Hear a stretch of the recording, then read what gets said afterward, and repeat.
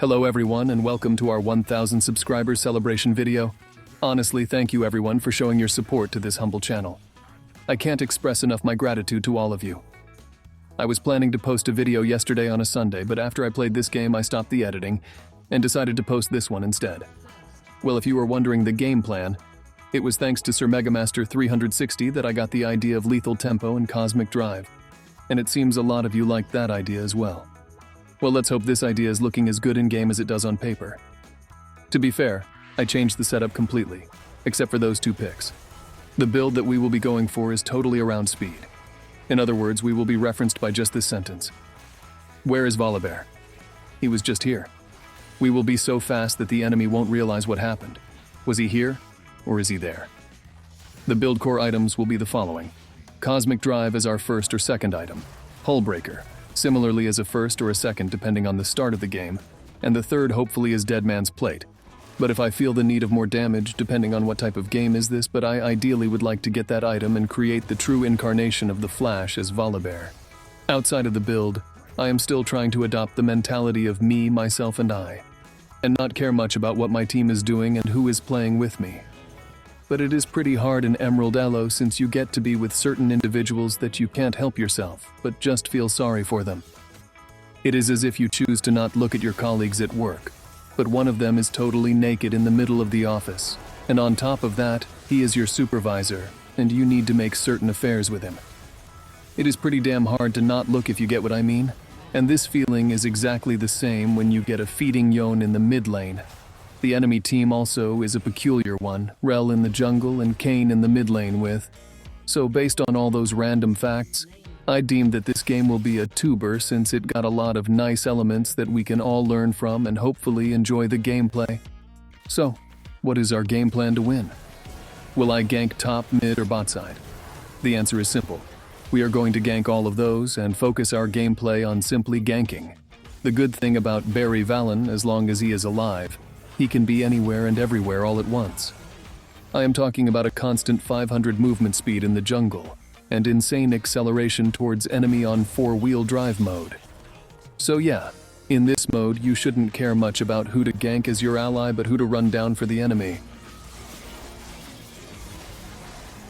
I knew this play was a doomed one, but yet I went for the stupid play. This is a reminder to all you. Just trust your gut feeling. If someone got 9,000 problems in his life, don't make them yours. Just leave him with his shitty decision-making and move on. The only good thing about this game is that our top laner is a solo Giga player. He can hold his own and wins most of the duels. Kai'Sa, on the other hand, got that carry edge. She wants to do more damage than she can output. So let's make sure that Sir Aatrox is comfy against the Bloodstain, and also try to shut down any potential ganks. It seems Rel in the jungle is a thing now. It feels like full tank junglers are back now with the Sunfire changes. I won't recommend buying it on Volibear, but if that is your thing, rushing Sunfire as your first item will make you tanky and reliable front line. They say how you do anything is how you do everything. Well, at least it is true for this bot side. Walking straight to their lane as a zombie, mindless, non-thinking plasma accumulation that didn't even think to rotate properly to the dragon pit. The moment I saw that, I felt this Drake wasn't ours. It is hard as a jungler with a sweeper to get any vision, and I don't understand why duo supports stay stuck to each other the whole early game. I mean, you can soak experience from any lane, and the enemy pike is always in the river or in the mid lane. Well, another death will serve me as a lesson to never be around zombie players. Maybe use them to my own advantage as a bait, nothing more. I guess in situations like these, I should forsake the Drake and simply go counter jungle and dive top side. That would be more beneficial to me generally than to the top side laner. Let's hold that idea for another game. The frustrating part about this is that the enemy didn't even do the Drake. I guess Emerald ELO is the shit show of the game now these days. And that is the thing that made this decision. We are now a grizzly bear that is seeking only to kill the enemy since there is no one to rely on for objectives.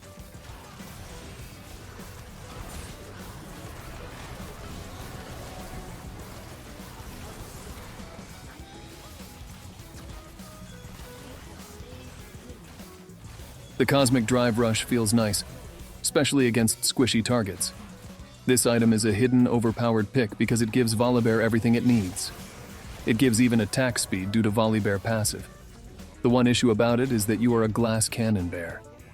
If you get caught, you are dead. And that is why getting swiftness and making sure you upgrade your jungle pet will give you that tiny bit of edge to run away from sticky situations. You are still susceptible to dying from focus damage, but you are one slippery bear. The funny thing about this is that you can go stun someone and run away from their range before the stun goes off. That is pretty funny. Smacking people and running away feels like a good thing to do, especially in this ELO. Once you tilt someone, his role in the game is pretty much over.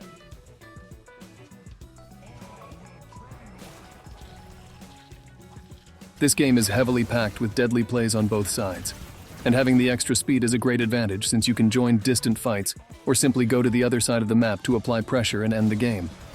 That is why I suggest you take the Hull Breaker. First, it will come very handy in those situations, and second, that item is very cost efficient, and Volibear benefits from all those stats, and you can proc the damage more often than you think. Regarding our third item, I'm thinking about Riftmaker in this game because we are constantly fighting, and I believe that my sustain will outmatch Kayn if we duel. Or Vladimir. I won't take any defensive stats until I feel the urge to it. So far, I didn't instantly die in any of those fights, maybe because no one is focusing me, but I shouldn't take it for granted that the enemy team will focus other high targets later on in the game.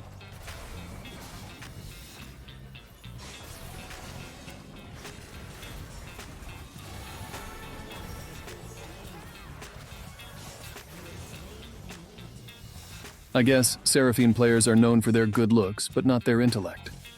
I think I saw an ultimate burned for nothing, and when it is the right time to use it, we will throw Seraphine herself at the enemy as a sacrifice.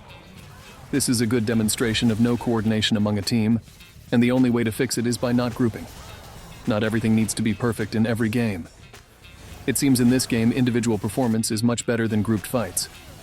The sad part about that is you need to be really confident in your damage and your skills to go Rambo-style punching and throwing people left and right.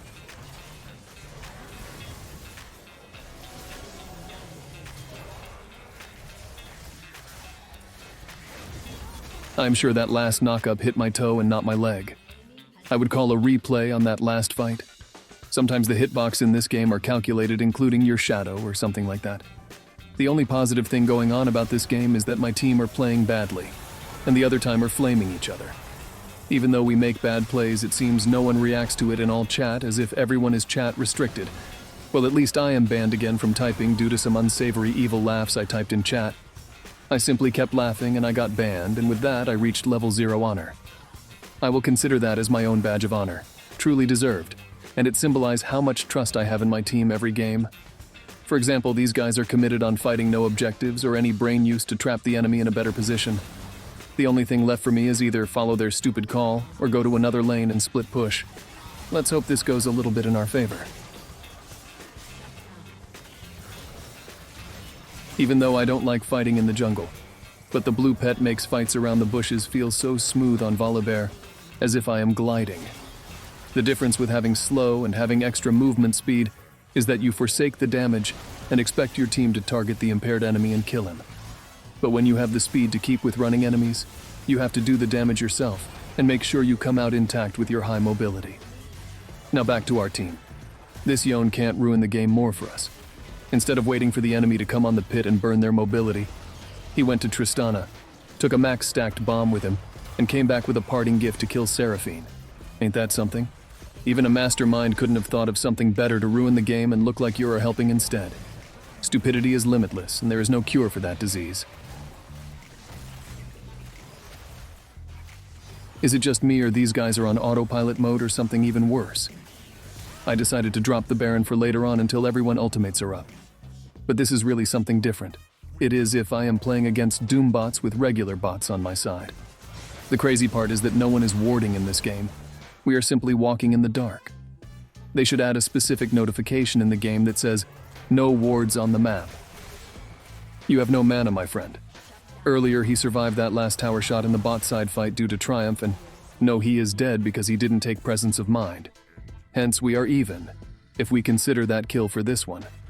I wanted here to do something different and catch someone around their spawning buff. But as a note for all of you, my friends in Emerald ELO, there is a sickness that makes all 5 members a team glued to each other. The moment you notice that simply split push, the odds of you winning are much greater than grouping against that kind of teams. With this death, I thought this game is over. but sometimes you can find hope in the most bizarre and desperate moments. As I said earlier, our individual performance outshines our grouped plays.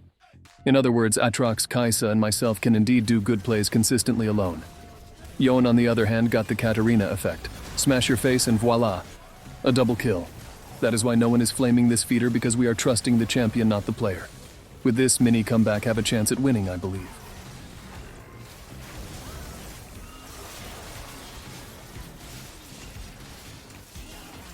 Now we have entered the realm of the late game.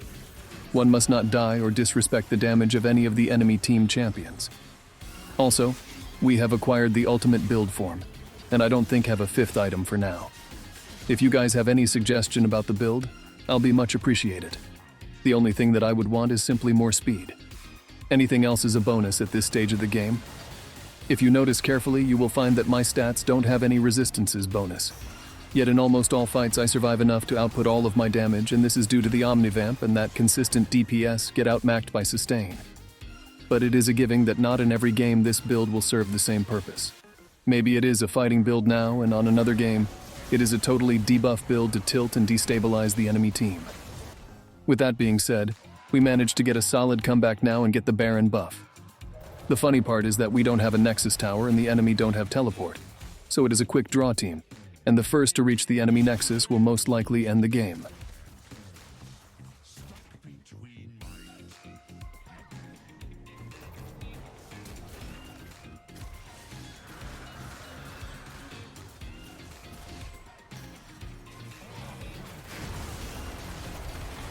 This 2-inch character hurts like hell, and top of that she used flash and exhaust.